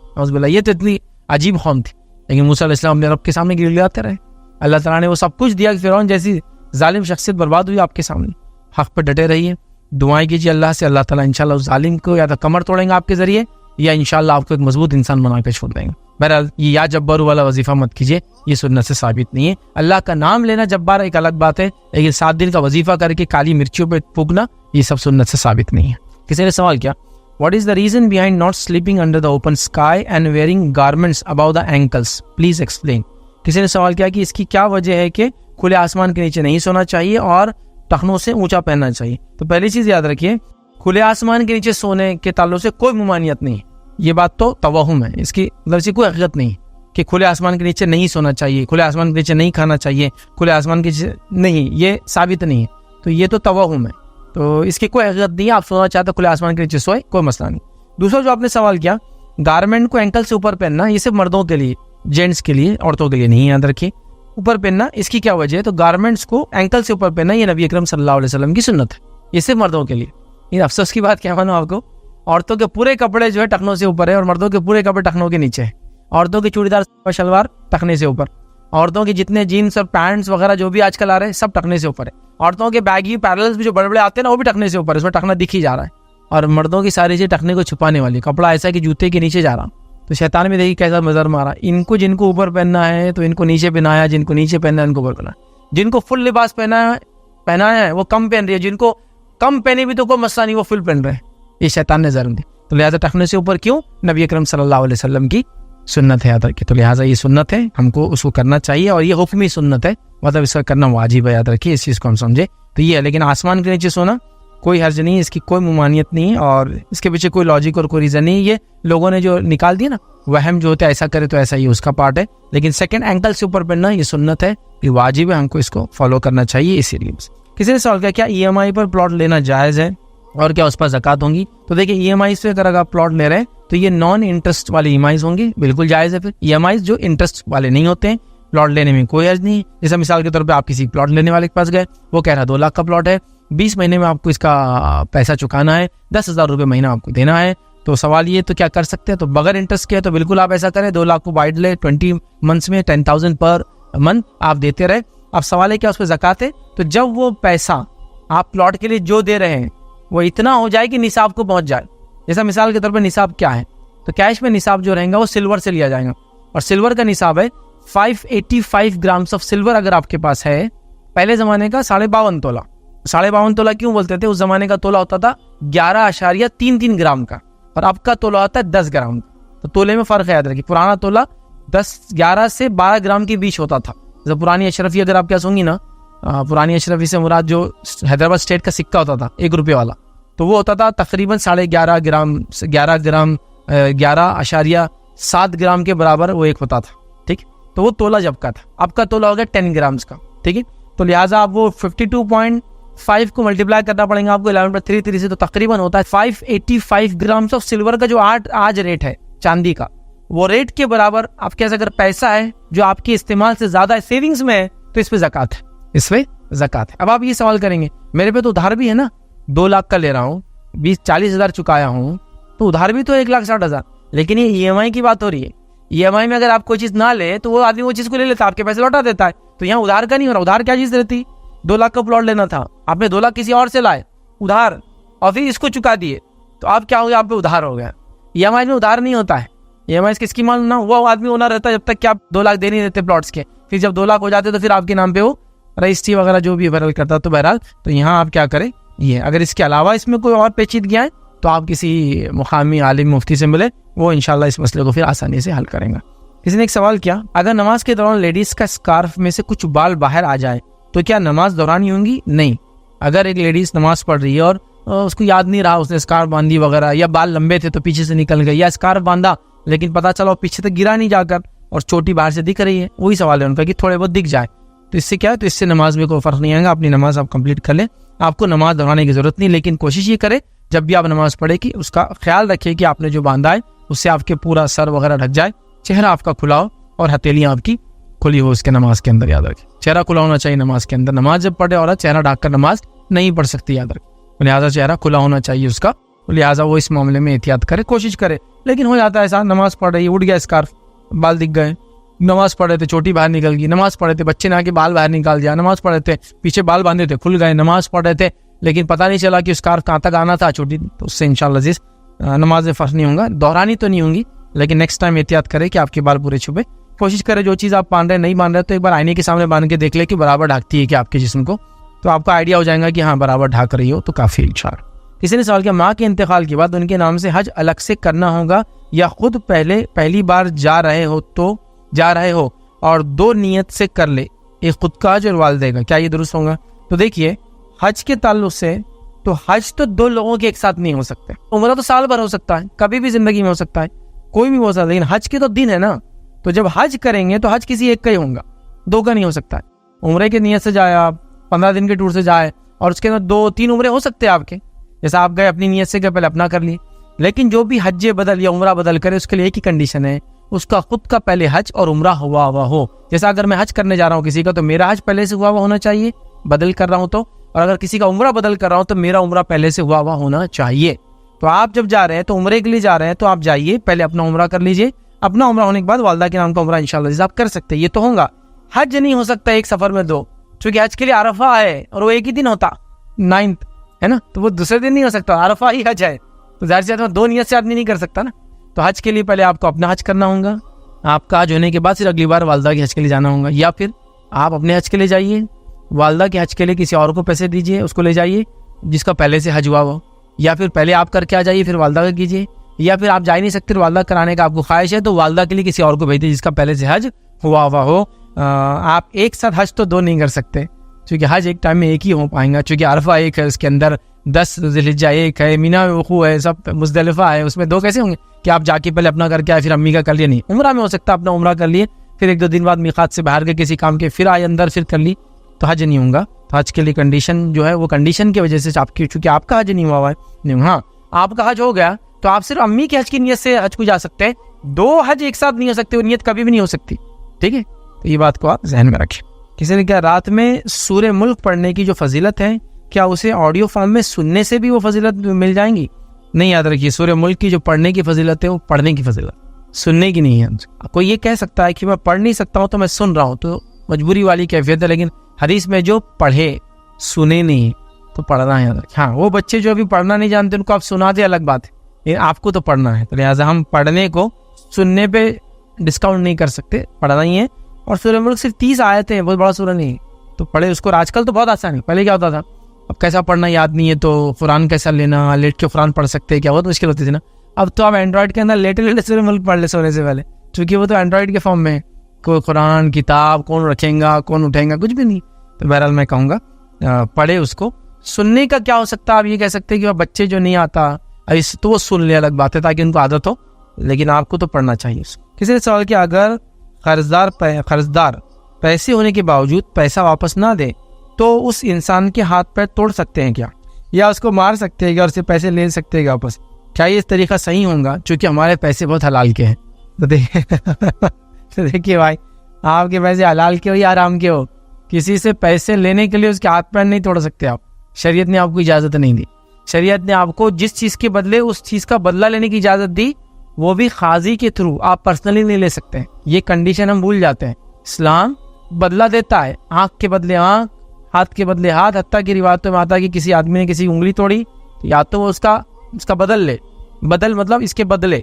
फिर फुक़हा ने लिखा कि इसके बदले क्या लिया जाएगा, क्योंकि उंगली बहुत इंपॉर्टेंट नाम है, तो उन्होंने कहा कि एक उंगली के बदले 10 ऊँट दिए जाएंगे, क्योंकि लाइफ टाइम के लिए अब वो खत्म होगी ना उंगली। अलग अलग हाथ काट देगा किसी का, तो उन्होंने रूलिंग्स मान दी, या तो फिर वो बदला ले, हाथ ही काटा जाए इसका, या फिर कहे कि मैं इसके बदले कुछ लेता हूँ, फिर बदले में ये जो भी है उसका बदला होता है। तो ये तो इम्पोर्टेंट चीज़ है, शरीयत इस मामले में बहुत स्ट्रिक्ट है। लेकिन ये सारी सजाएं थ्रू जज होंगी, थ्रू प्रोसीजर होंगी, एक्स्ट्रा जुडिशली नहीं हो सकती ये सब कि मैं कानून अपने हाथ में लूँ। जैसे मिसाल के तौर पर आपने पैसे दिए, आपके पैसे बहुत हलाल है, तो पैसों के बदले पैसे लेना समझ में आ रहा है, उसके हाथ पैर तोड़ना कैसा होंगे? क्योंकि हाथ की वैल्यू बहुत अलग है, पैसों से ज्यादा है।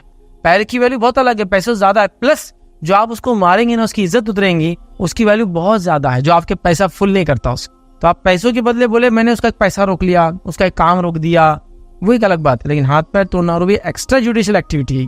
अच्छा, किसी ने आपके पैसे लिए तो उसके बदले आपको अगर जज भी होगा, कोई काजी भी होगा ना, हाथ पैर तोड़ने की सजा नहीं है उसमें। वो उसको पाबंद करेगा, उसको कोई एसेट बेच के पैसा देगा, हाथ पैर नहीं तोड़ेगा उसके। क्यों? तो जिसने पैसे लिए उसके हाथ पैर तोड़ने से तो और भी वो कमाएगा नहीं कमाएगा तो क्या देगा आपके पैसे वापस? आपको पता है जितने लोग फ्रॉड करते हैं, बड़े बड़े पॉन्जी स्कीम्स चलाते हैं, इनको पकड़ने के बाद जल्द से जल्द रिहा कर दिया जाता है। क्यों मानो? सहारा वाला सुब्रत रॉय देखी, गया अंदर कितने हजार करोड़ के स्कैम में, आ गया ना छूट कर। क्यों? वो इसलिए छोड़ते हैं कि भाई ये तुम्हारा पैसा लिया हुआ है ना, छोड़ेंगे तो और कमाएंगे तो देंगे ना तुमको वापस। अंदर रहेगा तो क्या देगा? गवर्नमेंट तो दे सकती है, तुमको आठने भी नहीं दे सकती। तो गवर्नमेंट बोल रही भाई इस आदमी को छोड़ेंगे, बहुत सलाहियतमंद आदमी है ना, स्कैम किया, स्कैम करके धोखा दे के लाया, तो अपनी अकल को ला के हलाल भी का मतलब तुम्हारे पैसे रिटर्न भी कर सकता है। तो गवर्नमेंट उससे पूरी कड़ी नजर रखते हुए उसको छोड़ती है कि जल्दी जल्दी कमाओ और लोगों को वापस करो। अब हम बोल रहे हैं उसको सजा मिलना चाहते हैं, सजा देंगे तो आपके पैसे कौन देगा? तो छोड़ा इसलिए जाता है कि आए, कमाए और आपके पैसे रिटर्न करे। तो आप हाथ पैर तोड़ देंगे बेचारे के, तो पहले तो एक्स्ट्रा जुडिशियल एक्टिविटी जायज नहीं। फिर वो जब हाथ पैर टूट जाएंगे तो उससे डबल पैसे लगाने के बाद कौन आपको देगा? अच्छा, आपने उसके हाथ पैर तोड़ लिया, अकेले मिल गया, चलो हो गया। फिर वो उसके पैसों के जरिए जो आपका ही पैसा था किसी को दे के आपके हाथ पैर नहीं तोड़ा सकता। तो फिर साइकिल बंद कब होंगी? ये सब हीरोगिरी का नतीजा है जो फिल्मों में होता है ना।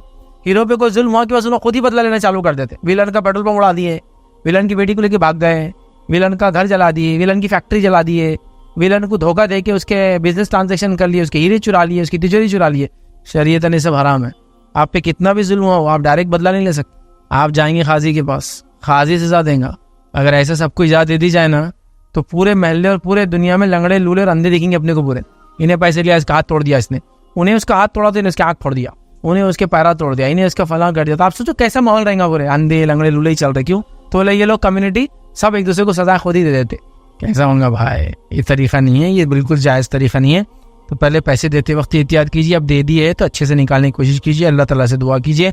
बट हाथ पैर तोड़ना ये कभी भी दुरुस्त तो सही नहीं। हालांकि आपका हलाल पैसा मैं भी जानता हूँ, लेकिन आपको चंद खुशखबरियाँ सुनाता हूँ क्या क्या फ़ायदे होंगे। आप हदीस में आता है जो शख्स किसी को कर्ज दे, वो शख्स कर्ज ना लौटाए और उसकी जब तक वो कर्ज नहीं लौटाएगा, और ऐसा मिसाल तौर पर एक तारीख दे कि मैं 20 तारीख को लौटा दूंगा इस महीने की, जब तक 20 तारीख तक अल्लाह उसको हर रोज़ उतने पैसे सदक़े का अजर देता है। हर रोज़, जैसा कि मैंने 2000 दिया और 20 तारीख को आप लौटाने वाले हैं, और 1 तारीख को दिया तो 20 तारीख तक मुझे 2000 का अजर मिलेगा इंशाल्लाह। 20 तारीख होने के बाद अगर वो ना लौटाए तो आपको 18 गुना ज़्यादा सवाब मिलेगा सदक़े के मुकाबले में। अगर मैं 2000 सदक़ा किसी को दूँ तो मेरे को अजर मिल रहा है समझो 2000, और मैंने 2000 किसी को दिया और उसने लौटाया नहीं, तो तारीख के बाद मुझे 18 गुना ज़्यादा अजर मिलेगा सदक़े के मुकाबले में। तो अगर सदक़े का 1 मिल रहा है तो उधार दिए पैसे का 18 मिलने वाला अजर, समझ रहे? तो अल्लाह ताला ने आपको बेनिफिट दिया है। तो आप समझो आपका किसी ने 1 साल तक पैसा नहीं दिया, तो मैं जिसने पैसा लिया उसको सपोर्ट नहीं कर रहा हूँ कि वो बोले देखो फैज भाई ने बोले अब तो मेरे से 1 लाख मांगने कभी नहीं आना, रोज आपको 18 लाख का सवाब। ऐसे बोले 18 गुना ज्यादा मिलता सवाब, तो तुम 18 गुना सवाब ले लो, अब मेरे से मत मांगो। नहीं, मैं उसको सपोर्ट नहीं कर रहा, मैं बेचारा जिसका गया है उसको एक तसल्ली दे रहा हूँ कि आने तक तुम्हारा रब तुमको इतना अजर भी देने वाला है कि 1 लाख के बदले 18 लाख का अजर सदक़े के मुकाबले में उससे ज्यादा अजर, और क्या का अजर मिलेगा? सदका देने का अजर मिलेगा 18 टाइम ज्यादा, वो तुमको मिलने वाला। भाई ये तुम इसकी खुशी भी मनाओ कि रब्बुल इज्जत नहीं है, लेकिन इसका हरगिज़ मानना नहीं कि तू पैसे लौटाएगा क्या मेरे? नहीं लौटाऊंगा, चल लेके जा, फिर 20 को लौटा देना। हाँ, लौटाना नहीं, मेरे को अजर मिलेगा इसका, जा। कुछ लोग ऐसा भी सोचते हैं, वो तरीका सही नहीं है। कुछ लोग अजीब थॉट प्रोसेस हो जाता है, पैसे लो मेरे, लौटाओ मत ताकि मेरे को 18 गुना अजर मिले। ये नहीं है उसका माना, ठीक है? तो लिहाजा मैं उसको तसल्ली नहीं दे रहा हूँ जिसने पैसे लिया है, मैं उसको तसल्ली दे रहा हूँ जिसके पैसे गए कि तुमको रोज 18 गुना का सवाब मिलेगा। और जिसने लिया है उसको वार्निंग भी दे देता हूँ यहाँ साथ में, उसको भी छोड़ना नहीं चाहिए। अगर तुम इस हालत में मर गए, तुम्हारी खर्च देने की नीयत नहीं थी, नीयत होना चाहिए, नहीं थी, तो याद रखो अल्लाह के रसूल सल्लल्लाहु अलैहि वसल्लम ने फरमाया कोई इंसान शहीद हो जाए फिर जिंदा हो, फिर शहीद हो जाए फिर जिंदा, फिर शहीद हो जाए फिर जिंदा। देखो शहीद होकर कोई जिंदा नहीं होता, लेकिन शहीद के बाद भी जिंदा। शहादत क्या है? बहुत बड़ा मर्तबा है, बहुत बड़ा। उसका खून का खतरा, जिस जख्म से मरने वाला शहीद होकर, वो खतरा जमीन पे ऐसा लगने से पहले उसकी मग़फ़िरत हो जाती। मतलब एक आदमी को जिस भी तरीके से शहीद हो रहा है, वो इज्जत बचाने, माल बचाने में, जंग के अंदर, जिहाद में, तो अगर वो जो मार लगा जिससे वो मर जाएंगा, तो वो खून का खतरा जब जमीन पर टच करने से पहले इसकी मग़फ़िरत हो जाती। फिर जिंदा हो रहा है, फिर मर रहा है, फिर जिंदा हो रहा है, 3 बार भी आपने लड़ा, तब भी इसकी मग़फ़िरत नहीं होंगी। अगर इसके ऊपर खर्च होगा तो तब भी मग़फ़िरत नहीं, शहीद की मग़फ़िरत नहीं। सैकड़ों रिवायतें, सैकड़ों मतलब टेंस, दसियों रिवायतें नबी अकरम सल्लल्लाहु अलैहि वसल्लम ने फरमाया जब आपको बोला जाता किसी के नमाज जनाजा है और नबी का किसी जनाजे की नमाज पढ़ाना उसके लिए जन्नत की गारंटी, एक्चुअल जन्नत की गारंटी, वसीला है जन्नत में जाने का। समझ रहे हो? तो सहाबा चाहते थे कि अल्लाह के रसूल पढ़ाए, तो आप जाते और पूछते इस पे खर्च है, कहाँ जाता? हाँ, तो कहते तुम पढ़ लो, मैं नहीं पढ़ाऊंगा इसकी नमाज जनाजा। नबी की शफाअत से दुनिया महरूम, मैं नहीं पढ़ाऊंगा जब तक के कोई ये ना कहते कि अल्लाह के रसूल मैं जिम्मेदारी ले लेता हूँ, आप पढ़ाइए लेकिन नमाज, या खुद अल्लाह के रसूल कहते मैं दे दूंगा, खुद अदा करते फिर नमाज पढ़ाते। समझ रहे बात? तो नबी की शफाअत से महरूम दुनिया में, 3 बार भी शहीद हो जाए तो आखिरत में बदला नहीं है। एक और रिवायत में आता है जब एक इंसान मर जाता है तो उस पर फर्ज हो, मोमिन की रूह आसमान पे पहुंचते ही नहीं मुअल्लक हो जाते हैं। मुअल्लक मतलब बीच में लटकना, खत्म। बहुत डेंजर है, बहुत डेंजर है। उधार बहुत खतरनाक चीज़ है। उधार का लेना जायज़ है, पसंदीदा नहीं, पसंदीदा नहीं, बहुत डेंजर चीज़ है। हिसाब व किताब ही शुरू नहीं होता जब तक कि उधार चुके ना। लिहाजा जिसने लिया है उसको वार्निंग है, दे दे भाई, दे दे जल्दी, आखिरत के लिए रखी मत कुछ। और जिसने दिया है बेचारा उसको तसल्ली की अजर मिलेंगे अल्लाह ताला आपको इंशाअल्लाह इस टाइम। बहरहाल किसी सवाल के अगर अनजाने में गैरुल्लाह की कसम खा ले या नज़र मांग ले तो इसका कफ़ारा क्या होगा? तो सबसे पहली चीज़ कि अगर अनजाने में गैरुल्लाह के नाम की कसम खा ली तो इसको आप तोड़ दे। अनजाने में गैरुल्लाह की नज़र मांगी तो इसको तोड़ दे। जो गैरुल्लाह की कसम खाई थी तो इसका कफ़ारा ला इलाहा इल्लल्लाह है। हदीस में आता है कि एक सहाबी ने कसम खाई, मैं गैरुल्लाह की कसम खाता, जो दौर जहालत में खाते थे वो लोग, तो आपने ला इलाहा इल्लल्लाह पढ़ने को हुक्म दिया, ये इसका कफ़ारा है। गैरुल्लाह की कसम का कफ़ारा ला इलाहा इल्लल्लाह। और गैरुल्लाह की नज़र अगर मांग ली तो नज़र को तोड़ देना चाहिए।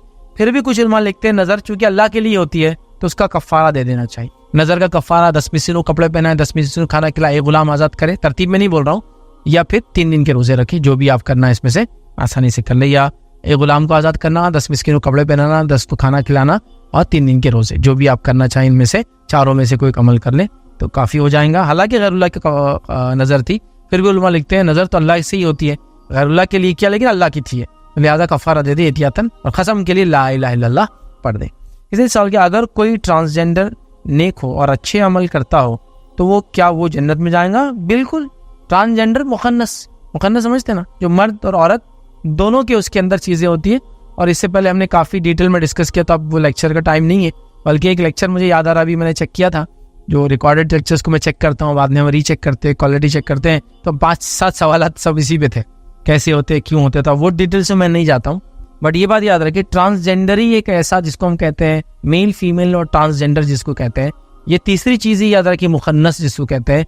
ये इंसानों की किस्म बोल सकते हैं, किस्म नहीं है, वो मर्द होते हैं या औरत होते हैं, उनके अंदर कुछ ऐसी चीज़ें हो जाती है इसकी वजह से वो बीच जैसे नज़र आते हैं, तो बहरहाल वो ही किस्म होती है। इसके अलावा जितनी किस्में आती हैं इनकी याद रखिए, ये सब शरीयतन हराम है और लोगों ने अपनी ख्वाहिशात से बनाई हुई है, और बहुत दुनिया आखिरत में इसके अजाब है, याद रखिए। जितने भी इसके अलावा है ये वो बहुत दुनिया भर के नाम में लेना नहीं चाहता, चूँकि आजकल सारी दुनिया की गवर्नमेंट के सपोर्ट में है। तो बहरहाल ट्रांसजेंडर अच्छा हो, जो मुखन्नस आदमी बिल्कुल ये नेक हो, तो सब कुछ इसके साथ अच्छा होगा। नबी अकरम सल्लल्लाहु अलैहि वसल्लम के ज़माने में भी ट्रांसजेंडर लोग थे, उसके बाद के ज़माने में भी थे, और आज तक हर ज़माने में हर जगह रहते। ख्वाजत सरा बोलते हैं आम ज़बान में ट्रांसजेंडर, ख्वाजत सरा, बादशाहों के पास देखिए ख्वाजत सरा होते थे फलां, तो ये ट्रांसजेंडर ही होते हैं, याद रखिए। चूँकि मेल फीमेल दोनों होते हैं। अब इनकी ये डिफॉर्मिटीज़ बोलेंगे, जिस्मानी आज़ा ऐसे डेवलप होते हैं, उसकी वजह से होता है। कभी थॉट प्रोसेस से मेल होते हैं और लेकिन बॉडीली फीमेल होते हैं, जिस्मानी तौर से औरत दिखते हैं लेकिन ख्वाहिशात वगैरह सब होती है। कभी होता है ऊपर का हिस्सा औरतों जैसा होता है, निचला हिस्सा मर्दों जैसा होता है।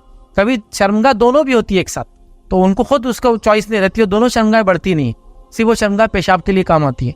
वो मर्दों के जैसी काम करती है ना औरतों के जैसा काम करती है, ना औलाद हो सकती है ना बच्चे, कुछ भी नहीं होता। तो समझ रहे आप, तो उस टाइप से होते हैं। और ये हर जगह बादशाहों के पास खास तौर से वगैरह रखे जाते हैं। सेक्सुअल डिज़ायर से नहीं होती है, जिनसी ख्वाहिशात और कमजोरियाँ नहीं होती, याद रखिए। इसीलिए वो ताकतवर भी होते हैं आम लोगों से, अनथक मेहनतें करते हैं, मतलब 20-20 घंटे काम लोग दिन में काम करेंगे, समझ रहे हैं। तो उस तरह से होता है, चूँकि इनके सारे जिस्म इसी में लगा रहता खाली काम में, दूसरी जगह नहीं। हमारे हार्मोन्स दूसरी जगह काम करते रहते, इसलिए आप देखते हैं ना, जो बैल से काम लेना रहता खेती का, क्या करते हैं उसको सिक्का पूरे निकाल देते हैं, उसको मुखन्नस बना देते हैं, ताकि फिर वो एक ही काम करे, बस मेहनत खाली खेती, दूसरा कुछ भी नहीं।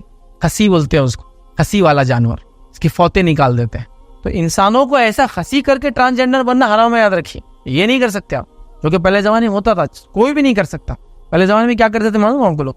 जंगी होती थी, जंगी होने के बाद जो जंग में बच जाते थे लोग, उनके साथ ये सलूक करते थे, उनके फौतें निकाल के, टेस्टिस निकाल के, ताकि मर्द ना बने। एक उस पर जलील करने का मकसद होता था, दूसरे इनकी नस्ल आगे ना बढ़े, ये बहुत बुरा अमल है, किसी इंसान को जलील करने में आता है, दुनिया आखिरत में इसका बड़ा सजा है। चूंकि किसी इंसान की इज्जत उतार दी आपने, उसको जो अल्लाह ने एक नेमत दी थी छीन औलाद पैदा करने की सलाहियत, तो ऐसा पहले बहुत होता था। चाइना के अंदर तो यही सिस्टम था, आबादियों को वो क्या करते थे, उनको इस तरह करते। तो ये तो बने बनाए, ये मैं उनकी बात नहीं कर रहा हूँ, जो नेचुरल होते हैं, याद रखिए। जाहिर सी बात है ये काफ़ी वो करते हैं, यकीनन ये नेक होंगे, बिल्कुल इनके अच्छे अमल के नतीजे में इनके लिए भी जन्नत और जहन्नुम सारी चीज़ें हैं। नबी अकरम सल्लल्लाहु अलैहि वसल्लम में कुछ हदीसें हैं जिसको लोग मिस इंटरप्रेट करते हैं। ये ट्रांसजेंडर, मुखन्नस, हिजड़े, छक्के, जो भी इनको आप ज़माने में बोलते हैं, इनके सामने लगाते, देखो इस्लाम तुम्हारे बारे में गलत बोलता है। इस्लाम कभी भी इनका गलत नहीं होता। गलत लोगों के बारे में इस्लाम बोलता है, इनको हका लो, चाहे वो अच्छे हो, बुरे हो, ट्रांसजेंडर हो, मेल हो या फीमेल हो।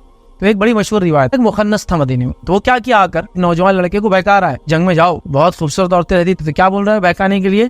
तो आप सल्लल्लाहु अलैहि वसल्लम ने ये बात सुनी उस मुखन्नस की, तो कहा ऐसे लोगों को बाहर निकाल दो, क्योंकि ये क्या कर रहे हैं, दिखते फीमेल हैं और मेल काउंटर पार्ट को बहका रहे, ये सब फालतू चीज सिखा रहे हैं ना।